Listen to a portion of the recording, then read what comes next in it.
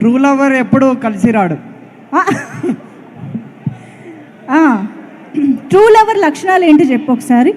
True lover లక్షణాలు ఏంటి? లక్షణాలు అంటే ఏం చెప్తామండి, ఇప్పుడే చెప్పావు నేను ట్రూ లవర్ అని. లాయల్గా ఉండడమే ట్రూ లవర్.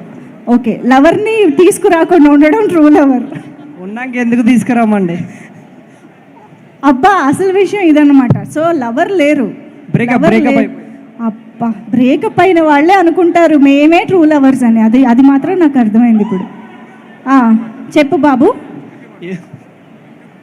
ఏముంది మేడం చెప్పడానికి, అబ్బాయిలు అమ్మాయిలు ఇద్దరు ట్రూగా లవ్ చేస్తారు. కాకపోతే అబ్బాయిలు ప్రాణం ఇచ్చేంత ట్రూగా చేస్తారు, అమ్మాయిలు వాళ్ళని వదిలేసి అంత ట్రూగా చేస్తారు. అది ఆ గొప్ప మనసుని మీరు అర్థం చేసుకోవాలి. అదే ఎలా వదిలేస్తారని అర్థం చేసుకోవాలి. అది కూడా ఒక రకమైన ట్రూ లవ్ అనమాట. మేబీ ఈ మధ్య వచ్చిన జో మూవీ లాగా అవ్వకుండా ఉంటే చాలు.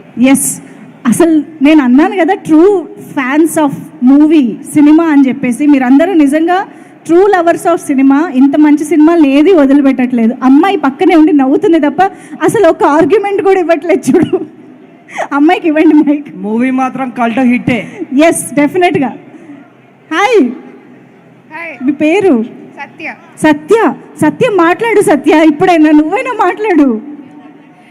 అమ్మాయిలు కూడా ట్రూగా లవ్ చేస్తారు, అది అర్థం చేసుకుంటే విధానంలో ఉంటుంది అంతే కదా. ఎందుకు అర్థం చేసుకోవట్లేదు అంటావు? అది ఒక్కొక్కరి పర్సనాలిటీ ఒక్కొక్కరిలా ఉంటుంది. నువ్వు ట్రూ లవరా? ఎస్.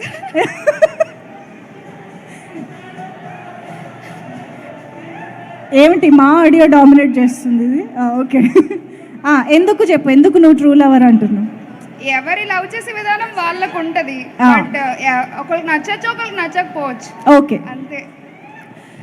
సో రిలేషన్షిప్లో ఒక ట్రూ లవర్గా ఉండాలి అంటే ఏం చేయాలి, ఏం ప్రూవ్ చేసుకోవాలి? మనల్ని మనల్గా యాక్సెప్ట్ చేసే వాళ్ళు అయితే చాలు, ఇంకా ప్రూవ్ చేసుకోవాల్సిన అవసరం ఏం లేదు. అది సో అందుకనే అమ్మాయిలు ట్రూ లవర్స్ అంటావు. Yes yes, obvious. ఓకే, ఇంక ఇక్కడ నుంచి